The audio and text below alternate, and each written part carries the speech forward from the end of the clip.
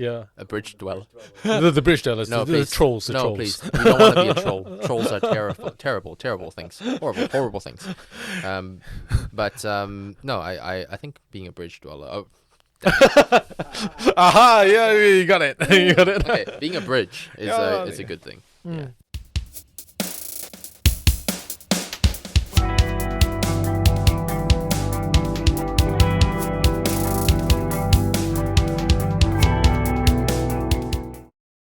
Welcome back to our viewers to another episode of Balance Purpose Podcast.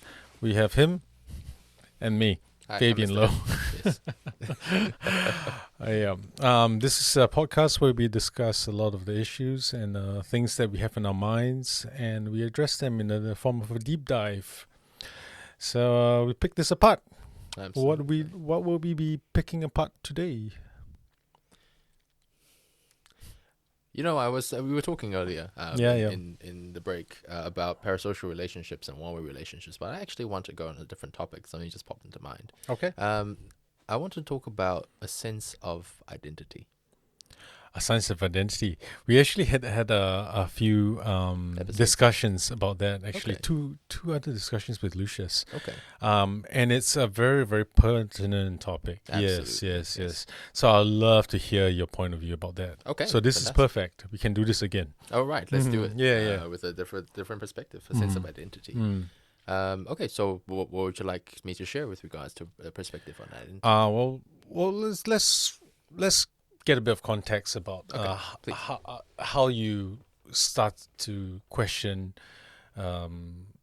this whole topic of identity. Okay. Like, how do you relate with it? Okay, so identity. So first of all, I am a third culture kid. I'm off the third culture rather. Third culture kid is the more meme version of it, in the sense that I am an immigrant from an Asian country to a Western country, and as a result, I am too Western to be Asian and too Asian to be Western. So I am off the third culture.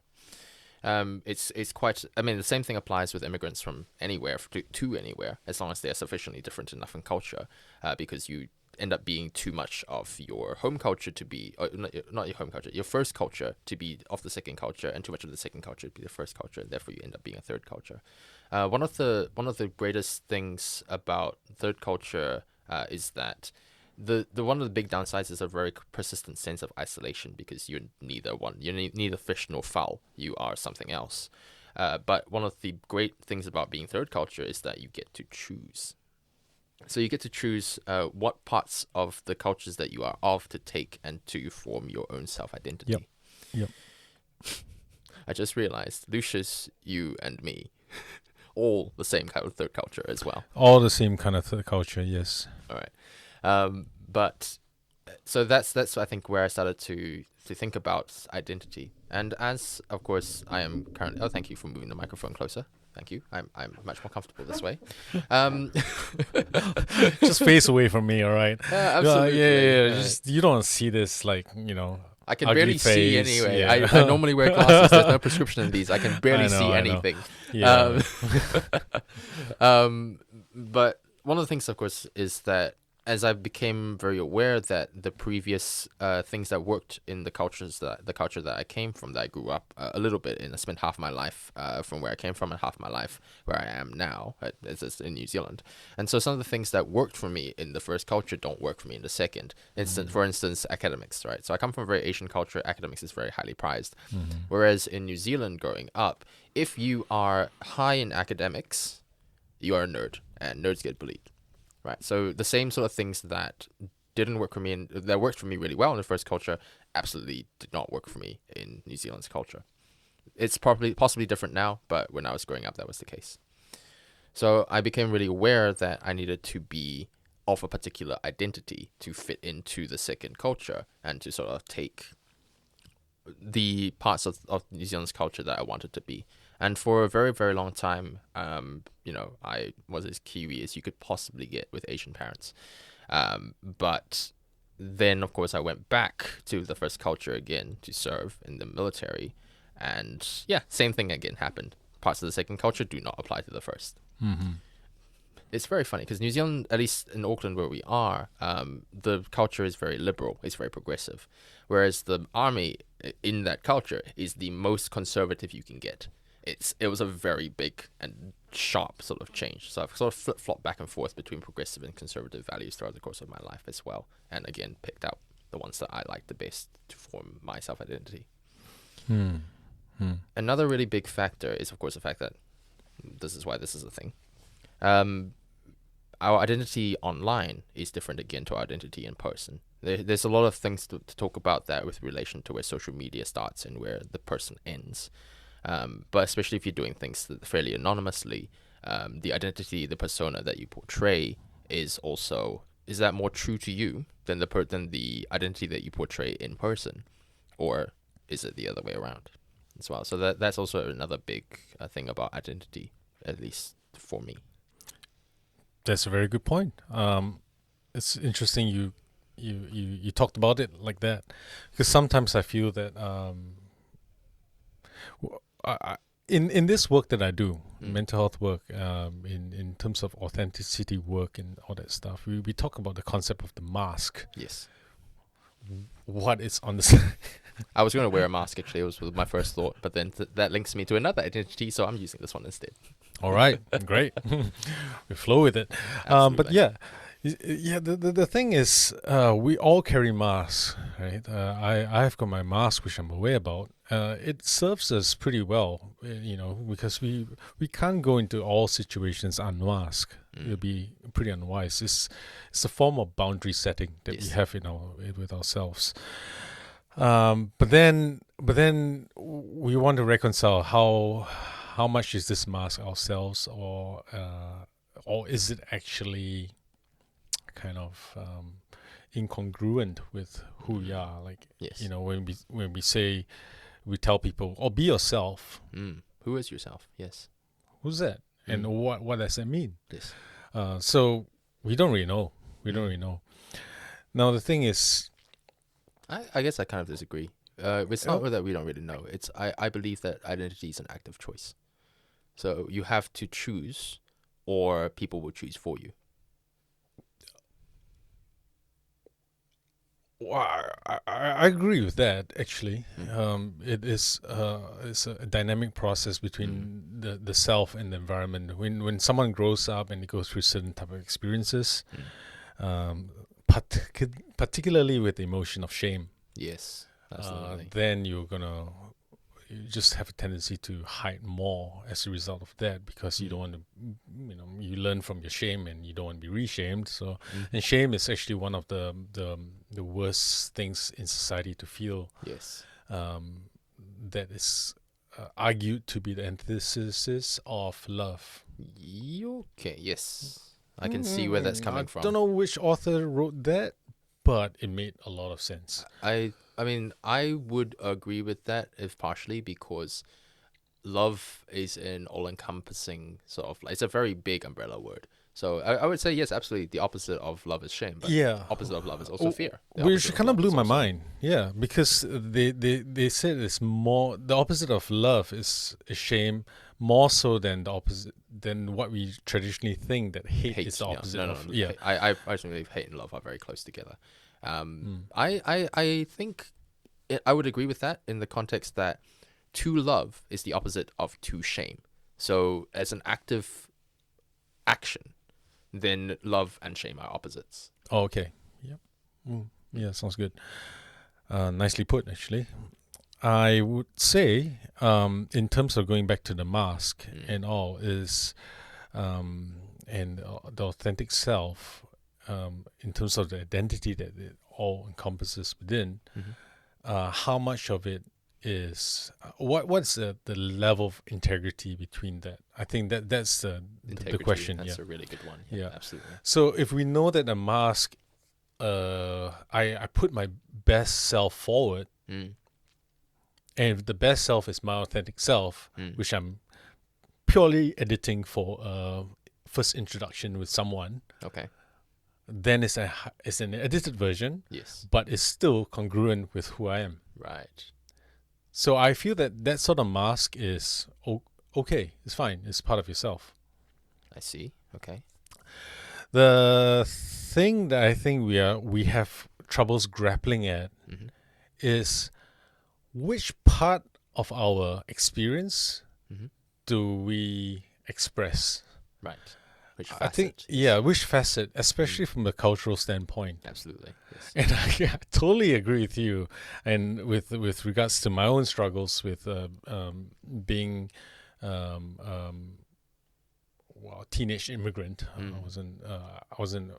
Well, my family applied for immigration. Immigration. Yes. Yeah, and Immigrancy. I first got to New Zealand when I was 14 and a half. And that's a very, very, critical time in anyone's life to define their identity. Absolutely. As you can tell, I still don't talk with a typical strong Kiwi accent. Right. In fact, people say I'm a bit of a blend of this and that, this and that. I mean, I just call it the Fabian accent. Such a unique It's guy. a low-key accent, Yeah. But really, it's also a reflection of how much I am still very much formed by my own Southeast Asian mentality. Yes. Which is also formed from the Chinese part identity that I have. So this Chinese Southeast Asian plus my upbringing with Indian and Malay friends and all that stuff, and trying to blend it all in how I perceive the world and what's my worldview. And then not only that, I had to almost erase a lot of that sort of feeling.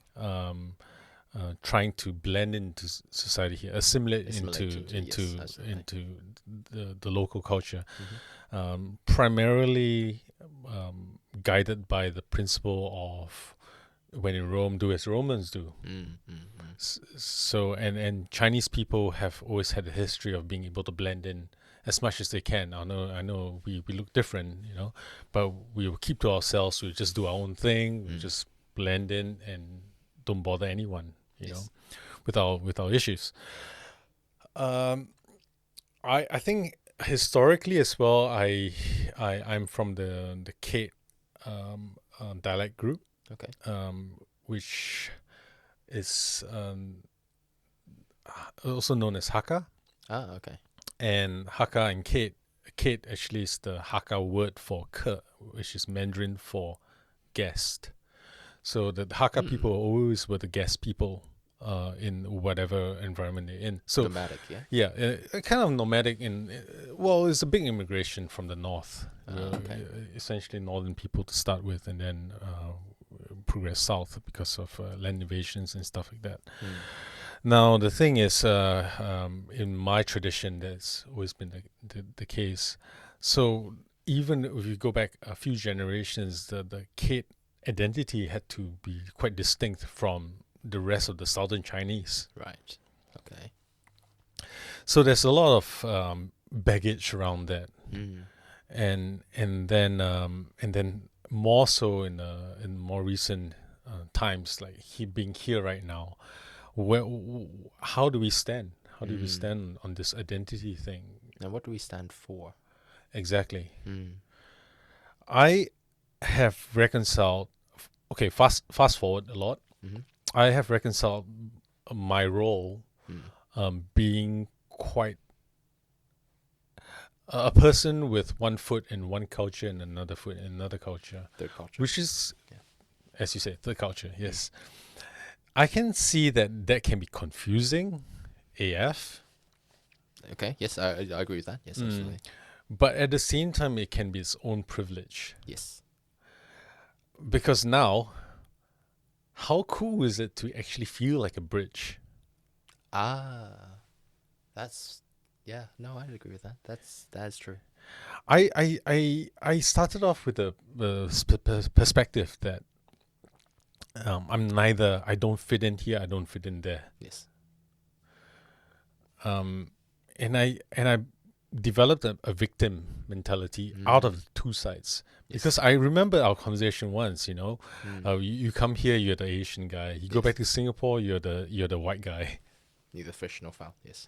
Like I was given the nickname Ang Mo. Yes, yes. in yes,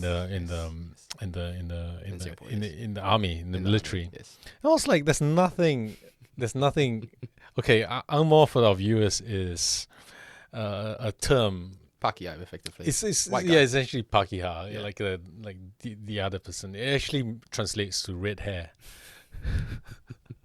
Trying to imagine he's a ginger man. I don't know. Yeah, I mean, were there a I'm lot not- of ginger men in Singapore at the time? I don't There know. were a lot when I was serving. Actually, Probably, funny. yeah. So Oh, okay. A lot. Well, anyway, Surprisingly high. Anyway. I guess even blondes will fall under the Yeah. the, Yeah. the I mean, red hair yeah. thing. Yeah. As long as you're not black haired, I suppose you're red haired. So Mm. yeah. Ties in nicely with the red thing. Oh yeah, Yeah, absolutely. But we are Completely. ang t-shirt. Ang t. I'm not wearing an ang t-shirt. No, yeah, I'm wearing an yeah, ang yeah. jacket. ang jacket. Ang is red. More is hair. Yes. But it became a bit of a derogatory. I mean, derogatory technically, term. if you're looking at the translation, technically it's red fur. Oh, is it? Oh, okay. Hong I Bao. didn't. Yeah. I guess it's not quite as bad as Guaylo, which is Yeah, well, that's an actual slur. So yeah, yes. yeah. Well, for that, for the That's- viewers who don't know, Guaylo means White demon, I think white it is. demon. Yeah, alright. yeah. But there's a bit of history around the Opium Wars and stuff like that. So that's a whole different topic. That's all. different topic. Anyway, the thing is, it's funny. I go back to Singapore in military, and people would sort of label me as the European of the group, and I'm like, what? Man, I've seen you pictures like that. You Shit. did not look like a white man. Yeah, I know. It's really weird.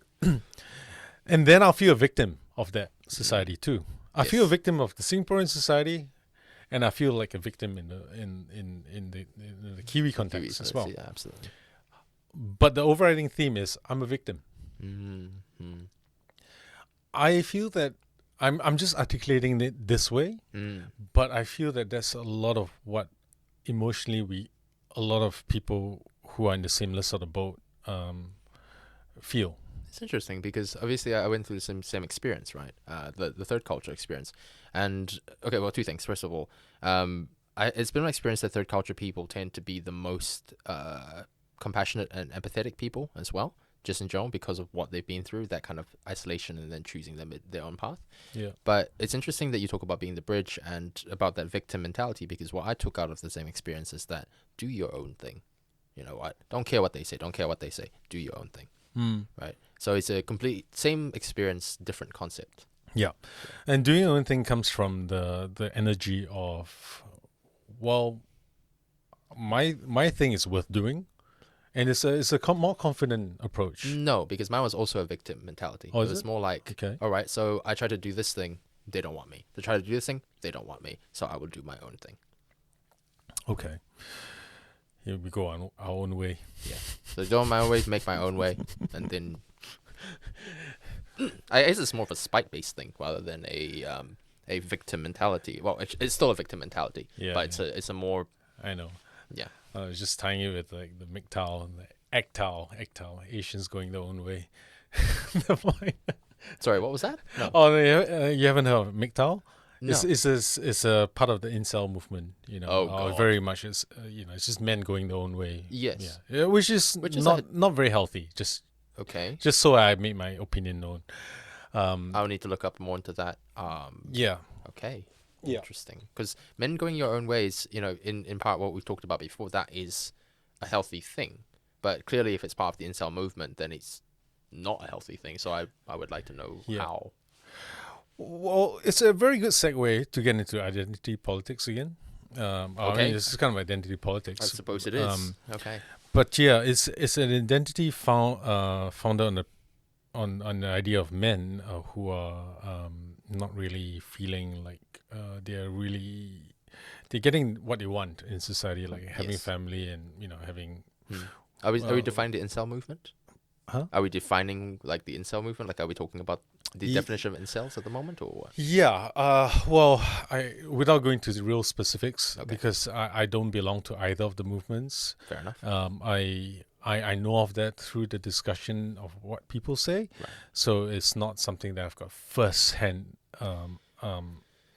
experience over. So, Should we first, at least, for the benefit of our listeners, like, define it. Yes. explain what the word incel actually means? Oh Yes, yeah, absolutely. yeah. So, so funny story. So incel means is an acronym of involuntary celibation, involuntary celibacy. So basically, what that means is that we want to. I'm trying to censor myself for YouTube, but we want to be with women, but no woman likes me, and so I'm an involuntarily celibate. Yeah. And so everything stems from that kind of Frustration. frustration, lashing out, that kind of thing. Mm. It's also on a more personal perspective. It's at least my own personal opinion. It is the cynical and bitter end of Mr. Nice Guys. Okay. Yeah. Okay. Well, at least they accept it, Mm. kind of thing. I mean, okay. Without going to the details of it, yeah. Sure. So, thank you. It's good to clarify that it's incel movement is very much associated with MGTOW, which is men going their own way, Oh, okay. and it's same frustrations around that. But their identities, any movement out there forms a place where people can, if they don't fit into regular society, then they go, well, let's find other people with the similar sort of frustrations, and we form our own identity within that. Yes, absolutely. Which ironically ties right back to leadership again. Yeah, it does. Absolutely. People, Andrew, we talked about community before, and that was one of the things that we are quite passionate about, like forming a place where there's connection, but out of that connection is also a shared sense of identity. We are for this cause or something, and I feel that there are many pockets of community around that occur, and some occur over like religiosity, like churches and temples and things like that. Yes. Then there's the family unit, the identity of the family unit. Then there's some of us who are a little bit more separate from the family unit. So then we go, okay, well, where else are we going to find our kindred spirits? Yes. So there are scenes, there are movements. Yes. So I think identity is not really limited to A personal identity. No, I agree. culture group. Well, when you say culture, right? So I consider subcultures to be cultures. Yeah, absolutely. So it's not linked to maybe ethnic group. It's probably where we want to go with that. Correct. Subcultures exist. Punks, music cultures. Absolutely. Hobby cultures, knitting, for instance. Yeah. There are cultures around it. Community centers, which I don't mean in the building way, but in just the center of any particular community that has a culture as well. Yeah. I'd say any place that has more than 2 people has a culture. Sure. Culture is, as you can, imagine it, like a little petri dish of cultures.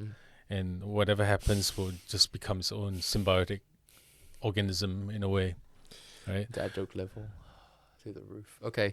What did I say? Petri dish of culture. Yeah. Okay, But I yes, agree with you. I agree with you. I think any particular group that has a sense of history is a culture in that sense. So tradition, a history, events that happened in the past. That tradition forms a culture. Isn't all right. Yeah. So in essence, I think we are bound to yearn for a place that we can feel like we belong to in the end. I agree. And sometimes it's finding the commonalities of what you vibe with whoever, and which is not necessarily limited to one particular place. Yes. Our men's group has a certain culture, Absolutely. but that also doesn't mean that KSM, which you're part of, also has its own unique culture. Absolutely, it does. I think it's important to satisfy facets of yourself through all these different cultures and align your time. The danger is becoming too aligned with one particular culture. I find that's an extremism. Interesting. And that's where you don't really get the perspectives of other people outside of the culture. Yes, I would agree. Of course, you run into the same issues with groupthink. That's basically what you're talking about. Yes. But I think depending on how diverse that culture is as well, as long as you don't run into the mono sort of think then I think it's less of an issue, but it's definitely still an issue. Yeah. There's a tendency anyway for humans to be like that because we're tribal people. Yes. And we want to define our own community or define our own tribe. We want to define our own mission. We want to believe and serve that. And so when it gets unhinged, then it gets out of hand. It's interesting when I go through the synopsis of Fight Club, and it's very pertinent to what we're doing in men's work. Absolutely. And also watching the arc of the progression, the story of a disenfranchised person, not having any meaning, No purpose, and finding more purpose, checking out of that system, yes. and doing their things in a more primal way. Then along the course of the way, this person develops a bit of a tangent, like maybe a split. Yes. And then what happens is then they start to form this club around the Fight Club thing, where they start to attract people, disenfranchised men, Yes. who will find that they want to take out their frustrations through fighting, Yes. which is a very counterculture sort of thing. And then it develops to a point they become their own fraternity. And then they start getting, they had this term, space monkey. Are you a space monkey? Okay. No, I don't want to be a space monkey. But in the end, they all start to become space monkeys, Yes. doing mindless things, doing vandalism, taking down buildings, and they become the very thing that they are trying to stay away from. And it's all because of a certain sense of trying to develop their own identity. Absolutely. I think as well there is cultures that are more extremist are the subcultures or ethnic or whichever culture it is that appeal to the baser urge, right? So Fight Club obviously is appealing to frustration and a lack of being able to let these sort of baser desires out. I'm also in a community at the moment which is dealing with intimacy, emotional and social intimacy. And again, same thing. You find that kind of very distinct extremism happening, and things happen at an accelerated pace because perhaps we're dealing with that specific base desire. Yeah, and we are driven by our needs. So then we go, okay, what does this culture offer for our needs? Yes. It's really that simple to me. And then if that's the foundation of how we're driven, then all the other motivations come as a result of that. That makes perfect sense to me. I guess, I guess to really summarize this, it brings me to awareness about the necessity for diversification. Yes. Of Spreading it out. Yeah. Spreading it out, Yes.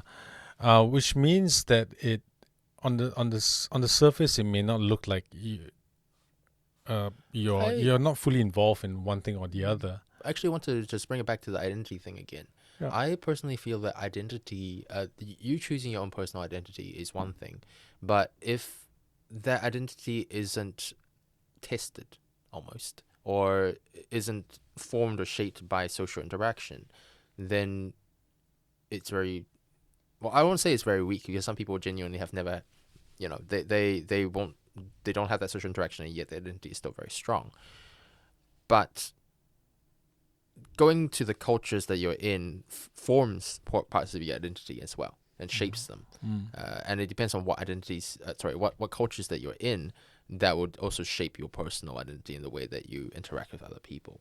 Yeah. So, like you say, I agree with you. Spreading out, diversifying is for the best, because that gives you the most empathy. Yeah, empathy. Yeah, it's I think the first step we developed is try to be like the other person. We try to fit in. I think that actually promotes the training empathy. So yes, there's obviously a skill. What I did want to get back to is that if you diversify different subcultures that you're part of, right, it just means that you also potentially are still a bridge for all of these. Yes. No, that's perfect. Yes, Mm. absolutely. So, do we want to make the bridge status a type of identity? Could be interesting. Yeah, I think it really is. I think being a bridge yeah. dweller. The bridge dwellers, No, the please. trolls, the No, trolls. please. We don't want to be a troll. Trolls are terrible things. Horrible things. No, I think being a bridge dweller. Oh, Aha! Yeah, you got it. You got it. okay, being a bridge is a good thing. Yeah. And the point of that is to find empowerment within your own uniqueness as a bridge. I think as a starting point, that gives a little bit of a context for foundations for this to be built on, really. But then the work has to go on to define more and more what works and to understand the flux of the person as well, the changes that happen to the person, new identities form and they form and go.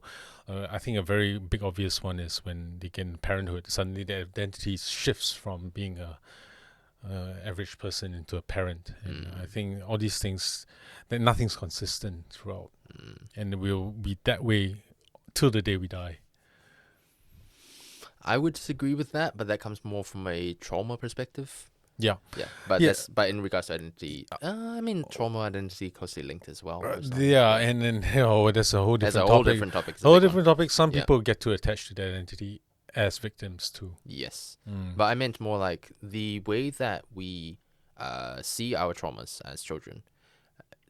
This is a giant topic in its own right, but the way that we see our traumas as children defines our identities as we grow older. Yes. So obviously, the bridge thing versus my do your own thing. That's two different responses, but they both form from, I would say, differing traumas behind it. Yep. Even if they're similar, so Yep. differing traumas. Yeah. We can view it as a trauma, or we can view it as a bit of